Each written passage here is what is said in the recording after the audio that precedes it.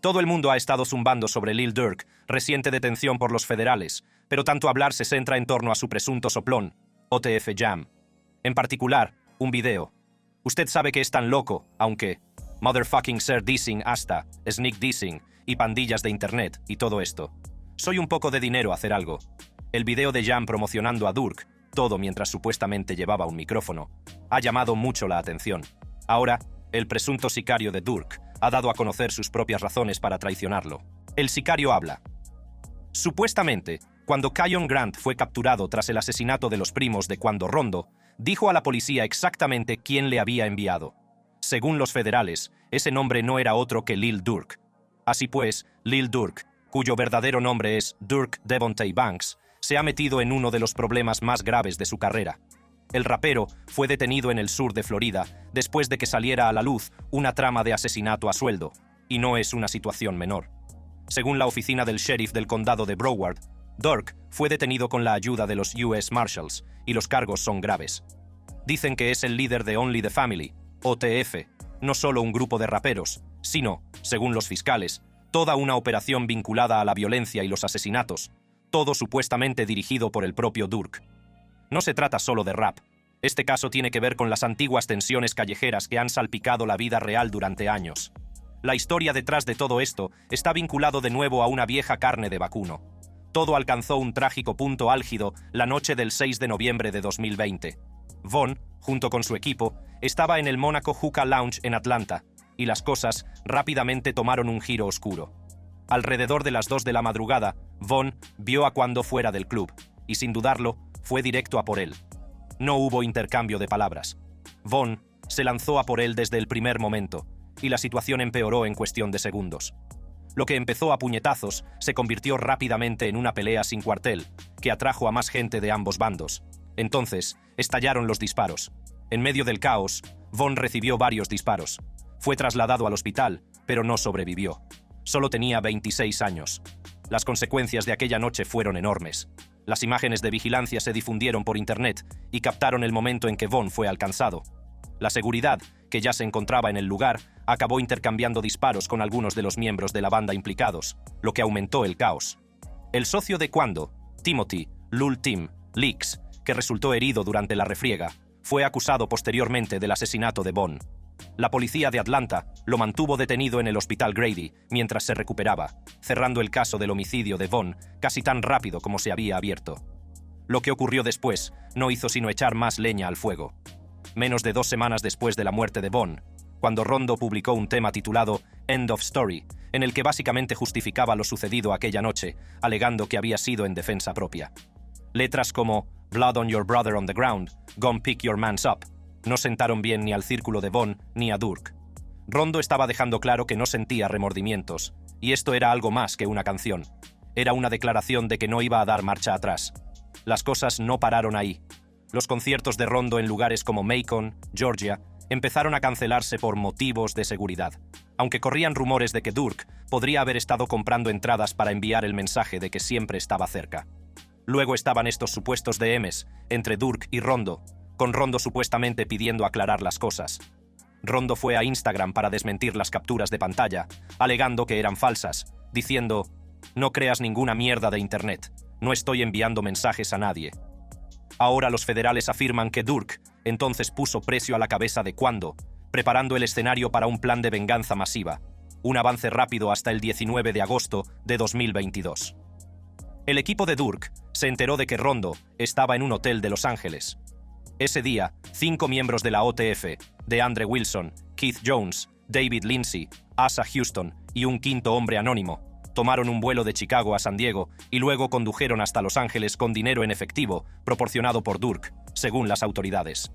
Durk supuestamente mantuvo un perfil bajo, enviando un mensaje de texto a su socio: «No reserves ningún vuelo bajo ningún nombre involucrado conmigo».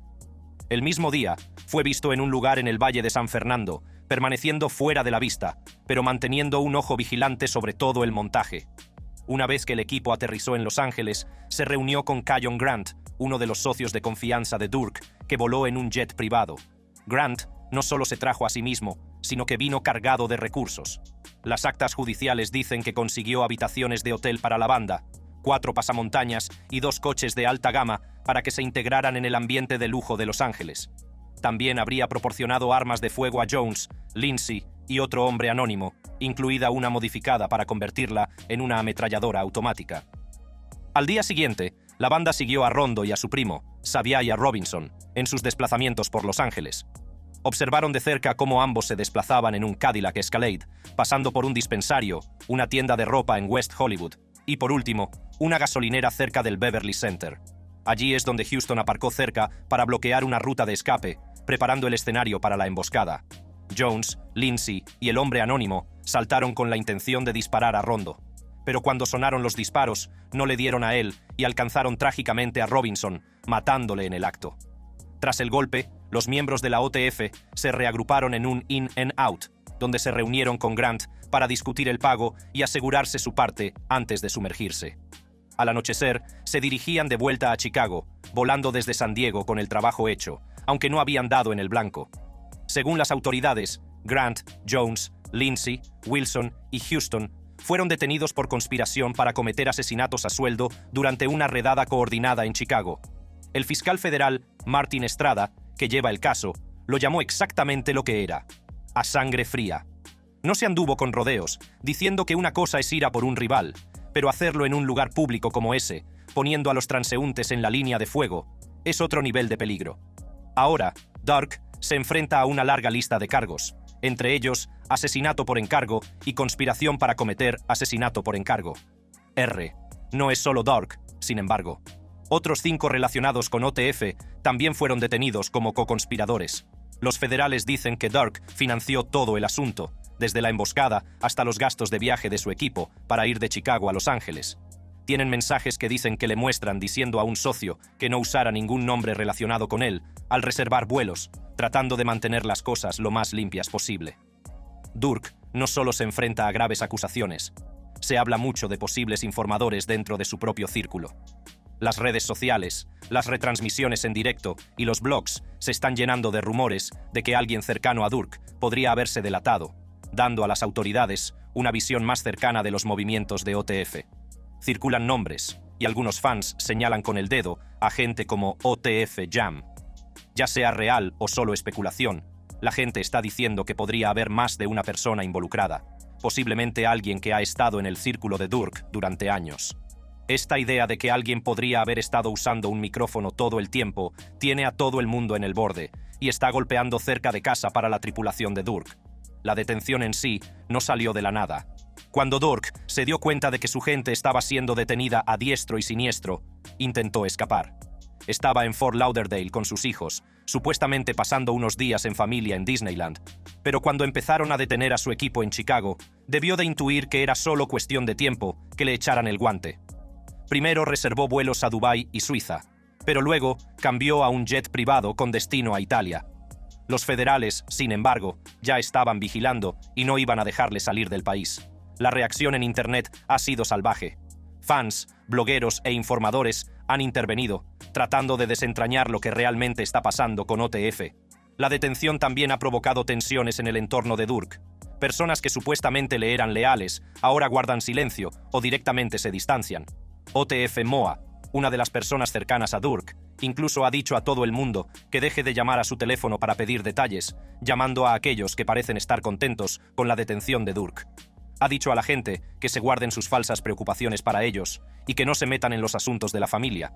El rumor en la calle es que ha habido una traición importante desde dentro de OTF, un hombre de dentro que ha estado alimentando información a los federales durante años. Según los rumores, el soplón era Jam, un miembro de la OTF que todos creían sólido. Jam cumplió 12 años por intento de asesinato, salió en 2022 y fue bienvenido de nuevo por la tripulación. Pero resulta que el tipo no solo estaba cumpliendo su condena. Los informes dicen que estaba trabajando con las autoridades todo el tiempo, con un cable y la recopilación de suciedad en OTF. Su información supuestamente vincula a Durk, nombre real, Durk Devontae Banks, a un golpe en el primo de Quando Rondo. Aquí hay un video de Durk promocionando a Jam. Hey, dile qué está pasando. Hey, usted sabe que es tan loco, aunque... Motherfucking ser dissing hasta sneak dissing y pandillas de internet y todo esto. Estoy haciendo algo de dinero. Y mientras toda esta situación está golpeando duro OTF, sino que también está agitando los problemas con los grupos rivales. Se ha hablado de que los Crips, en particular Brick Baby, han estado involucrados de alguna manera, con los fans especulando que podrían estar conectados a la fuga de información. Brick Baby tiene conexiones tanto con OTF como con Quando Rondo, y se habla de que las tensiones con Quando provocaron algunas reorganizaciones recientes dentro de la comunidad Crip. Sin embargo, algunos bloggers creen que, cuando sentía que Brick Baby y los Crips no le apoyaban plenamente, lo que no ha hecho sino echar más leña al fuego. No creo que Brick Baby haya montado nada. Mirando todo esto, la detención de Durk parece otro capítulo de un ciclo violento que ha ido en aumento durante años. Pero esto plantea la pregunta: ¿por qué Lil Durk desea la muerte de Quando Rondo? Solo 8 meses después de ganar un Grammy por All My Life, Lil Durk se enfrenta a uno de los cargos más graves de su carrera: asesinato por encargo. Fue detenido en el sur de Florida, pocas horas después de que los federales encerraran a 5 de sus socios de Only the Family, OTF, presuntamente relacionados con el asesinato de Saviaya Robinson, primo de Quando Rondo. Durk, cuyo nombre real es Durk Devontae Banks, se encuentra ahora en el condado de Broward, bajo custodia de los US Marshals, enfrentado a acusaciones que han llevado este asunto a un nuevo territorio. Pero no se trata de un incidente aislado.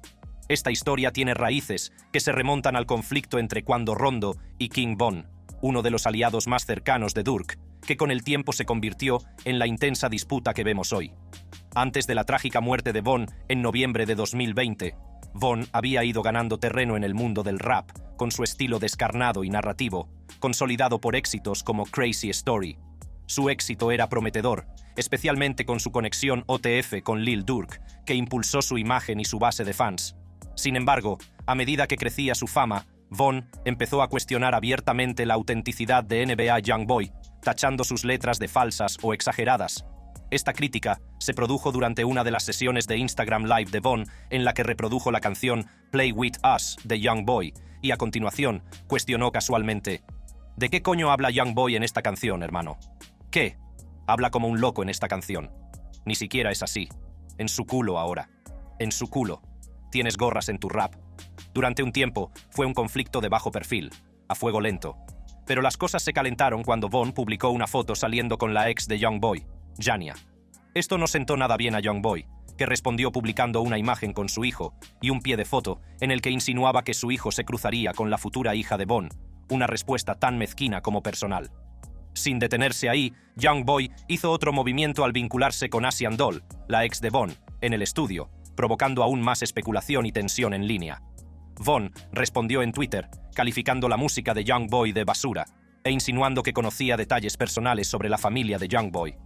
Después de eso, Youngboy lanzó Dead Trolls, repleto de subliminales que los fans pensaron que iban dirigidos a Von y su traslado a Atlanta. La letra Plan on staining something in Atlanta too. Planea manchar algo en Atlanta también. Insinuaba un nuevo nivel de hostilidad. Ambas bandas respondieron con intensos intercambios en las redes sociales, convirtiéndose en un enfrentamiento en toda regla que los fans seguían muy de cerca. Cuando, del bando de Youngboy, llegó incluso a intercambiar amenazas con el rapero de Chicago Lil Reese, muy cercano a Durk y OTF. El amigo de Quando, Timothy, Lul Tim, Leaks, aumentó la tensión tuiteando una advertencia dirigida a NS from Chirac para que dejaran en paz a Quando. Sin embargo, a pesar de todos estos rumores, Von restó importancia a la pelea en una entrevista con DJ Academics, calificándola más de revuelo en las redes sociales que de drama real. Pero solo un día después de esa entrevista, el 6 de noviembre de 2020, Von se encontró con Quando Rondo fuera de un salón de narguile en Atlanta. Von no lo dudó, fue directo hacia Quando y le lanzó puñetazos. Se inició una pelea y mientras se desataba el caos, Lul Tim supuestamente disparó, alcanzando fatalmente a Von. Después, Asian Doll, la ex de Von, trató de aclarar las cosas, insistiendo en que la pelea se había exagerado y diciendo que los verdaderos ops eran gente que cotilleaba en internet. Pero la reacción de Youngboy dejó entrever tensiones subyacentes. Lanzó Bring the Hook, un ataque directo al bloque de Von, o Block, y rapeó O Block Pack Get Rolled Up. Esta letra fue incendiaria y provocó que el equipo de Von respondiera quemando las banderas 4KT de Youngboy en un vídeo viral. Los meses siguientes fueron un no parar de insultos. DJ Academics llegó a comentar que Youngboy estaba en tiempo de demonios. una afirmación que Lil Reese no tardó en tachar de mera cháchara rapera. Mientras tanto, NLE Choppa, que era fan de Von, entró en la refriega, mostrando su apoyo a Von en un post en las redes sociales, diciendo que apoyaba el nombre de Von, puesto que ya no podía defenderse. Youngboy contraatacó con No Like I Know, con frases que no solo eran descalificaciones, sino amenazas directas. Apuesto a que tu madre será destruida cuando enviemos tu estúpido culo a Dios. Incluso disparó contra Durk y Reese, sugiriendo que morderían el polvo, al igual que Von. La disputa se extendió y atrajo a otros grandes nombres. Bobby Shmurda, que acababa de ser puesto en libertad, criticó a la gente que se atribuía el mérito del trabajo realizado por sus amigos, lo que parecía una puñalada a Youngboy y sus fans, que apoyaban el papel de Lul Tim en el incidente. Youngboy, que nunca deja pasar una crítica, respondió con sarcasmo, diciendo a Bobby que diera un golpe, e incluso burlándose de él como si fuera un esclavo. El intercambio no fue nada amistoso, y Bobby llegó a amenazar con la violencia en las redes sociales, aunque nunca llegó a producirse. Meses después, en noviembre de 2022, cuando Rondo y Youngboy publicaron un proyecto conjunto en el que destacaba un tema, cuando atacó a la hermana de Von, Kayla B, con una letra que decía "My favorite op dead, sister talk too much", en referencia a su abierta defensa de Von. Incluso aludió al papel de Lul Tim en la muerte de Von, diciendo "Lul Timmy enrolló a su hermano", añadiendo sal a una herida ya abierta. Kayla devolvió el golpe en las redes sociales, llamando a Youngboy un odiador que siempre está peleándose con todo el mundo. Lil Durk, que siempre había estado muy unido a Von, no estaba dispuesto a dejar pasar la oportunidad. Aunque al principio se abstuvo de responder públicamente, finalmente dejó clara su postura. Cuando circularon rumores de que él y Youngboy podrían zanjar su disputa, Durk los acalló diciendo: "No soy amigo de ningún negro". Para él, no se trataba solo de música, sino de lealtad a Von. En entrevistas recientes, Durk ha hablado sobre su postura, diciendo que no enviará disparos, pero que tampoco perdonará a nadie responsable de la muerte de Von. Dado que ambos bandos tienen aliados repartidos por toda la industria del rap, el enfrentamiento entre Youngboy, Quando, Durk y Von ha provocado una enorme división entre los fans y los raperos. Cada bando ha enviado mensajes velados, desprecios y enfrentamientos directos, convirtiéndolo en uno de los enfrentamientos más tensos del hip hop moderno. Durk se enfrenta a una batalla legal potencialmente larga, mientras que Youngboy y Quando siguen alimentando la animosidad con su música y sus declaraciones. El mortífero conflicto entre King Von y Quando Rondo puso de manifiesto las violentas tensiones que laten bajo la superficie del mundo del rap. Sin embargo, a pesar de lo chocante de este enfrentamiento, no es más que un único hilo en el tapiz mucho más amplio de la escena del rap de Chicago, donde la intersección de la música, la vida callejera y la delincuencia ha creado una compleja cultura en sí misma. Para muchos raperos de Chicago, las rencillas, la violencia y las represalias no son solo temas líricos, sino luchas de la vida real. Los raperos de Chicago y la delincuencia. Para entender la delincuencia en Chicago, utilizaremos como ejemplo a King Von, conocido fuera de los escenarios como Davon Bennett. Su historia está profundamente entrelazada con la violencia de las bandas que asolaba la zona sur de Chicago y el estilo de vida que la acompañaba. Aunque públicamente proyectaba una imagen despiadada y sin remordimientos, su presunta implicación en varios asesinatos de alto perfil dibuja un panorama más complejo y escalofriante. En abril de 2014, la policía de Chicago interrogó a King Von en relación con el asesinato de Gakira K.E. Barnes, una joven de 17 años, miembro de los Gangster Disciples. Barnes, una figura de su propia notoriedad dentro de la escena pandillera de Chicago, fue supuestamente asesinada por Von en represalia por conflictos entre bandas. Aunque la reputación de Barnes sugería una persona endurecida, su muerte fue especialmente impactante por su corta edad y la naturaleza brutal de su final. Según los informes policiales, varios testigos habían visto a Von cerca de la escena del crimen, y se creía que había tenido algo que ver. Sin embargo, debido a incoherencias en las declaraciones de los testigos, las autoridades no pudieron acusarle formalmente. Este incidente fue una de las primeras veces que el nombre de Von se vinculó oficialmente a una investigación por asesinato. Solo unos meses después del incidente de Barnes, Von fue vinculado a otro crimen violento. El 29 de mayo de 2014, Von presuntamente disparó a Malcolm Stuckey, matándolo e hiriendo a otras 2 personas en una fiesta en Englewood, un barrio de la zona sur de Chicago. Al parecer, Stuckey, que no estaba muy implicado en la vida de las bandas, se convirtió en un objetivo desafortunado tras un enfrentamiento con Von y sus socios. Vaughn, junto con un cómplice, se enfrentó a cargos de asesinato en primer grado e intento de asesinato. El juicio fue muy publicitado, y Vaughn fue declarado inocente en diciembre de 2017. Muchos especularon con la posibilidad de que la intimidación de testigos influyera en su absolución, lo que puso de manifiesto la fragilidad del sistema judicial en los barrios donde imperan las bandas. Este caso también se sumó a la oscura reputación de Vaughn, pintándolo como una figura peligrosa que era difícil de procesar. En mayo de 2019, Vaughn y su compañero rapero Lil Durk fueron arrestados en relación con el tiroteo de Alexander Witherspoon fuera de un autocine en Atlanta. Los fiscales afirmaron que Vaughn y Durk participaron en el robo y tiroteo a Witherspoon, que sobrevivió pero sufrió heridas graves. El incidente puso de manifiesto la expansión de la violenta influencia de Vaughn más allá de Chicago y hacia otras ciudades. El incidente atrajo la atención de los medios de comunicación, ya que ambos raperos estaban en camino de alcanzar la fama. Tras pasar un tiempo en la cárcel, Durk quedó en libertad bajo fianza de $250,000, mientras que Vaughn quedó en libertad bajo fianza de $300,000. Aunque más tarde se retiraron los cargos contra Durk, el incidente siguió alimentando rumores sobre la implicación de Vaughn en delitos violentos y puso de manifiesto su implacable compromiso con un estilo de vida que combinaba su reputación callejera con su carrera musical. La vida y las letras de Vaughn glorificaban a menudo sus raíces en el South Side, concretamente en el barrio de Parkway Gardens, también conocido como O Block. Esta zona se hizo famosa por sus afiliaciones a bandas, asociadas principalmente a los Black Disciples. O Block, llamado así en memoria de Odie Perry, miembro caído de los Black Disciple, fue el epicentro de un conflicto permanente con los Gangster Disciples, concretamente con el grupo conocido como STL, St. Lawrence. Esta rivalidad condujo a un brutal vaivén de asesinatos y represalias, en el que Vaughn estuvo supuestamente muy implicado. En 2012, tras la muerte de Perry, se rumoreó que un Gangster Disciple, K.I. Barnes, había participado en su asesinato. La implicación de Barnes la convirtió en una figura marcada, y se cree que Vaughn buscó venganza personalmente. Según los informes, intercambiaba mensajes regularmente con Barnes, burlándose de ella en las redes sociales e intentando atraerla para lo que parecía una cita, pero muchos especulan que era una trampa. Finalmente, Barnes fue abatida a tiros, y varios testigos identificaron posteriormente a Vaughn como el autor de los disparos. A pesar de ello, no se presentaron cargos formales contra él por su asesinato, en parte debido a la intimidación y el miedo a represalias que impidieron a los testigos declarar abiertamente. En enero de 2011, Shaquon Tuka Gregory, miembro de 15 años de los Gangster Disciples, murió en un tiroteo desde un vehículo. Su muerte provocó una indignación generalizada en su grupo, lo que llevó a una escalada de violencia entre las dos facciones.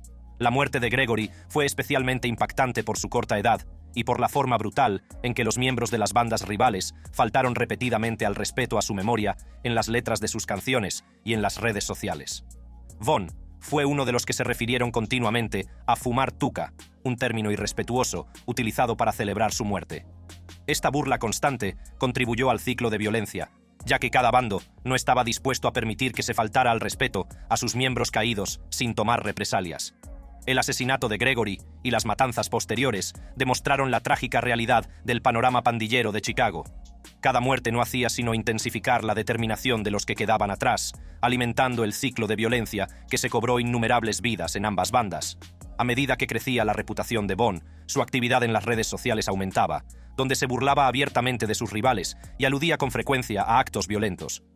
Muchos de sus tweets eran escalofriantemente contundentes y hablaban de su compromiso con la perforación, un término del argot de Chicago para referirse a la ejecución de tiroteos u otros actos violentos.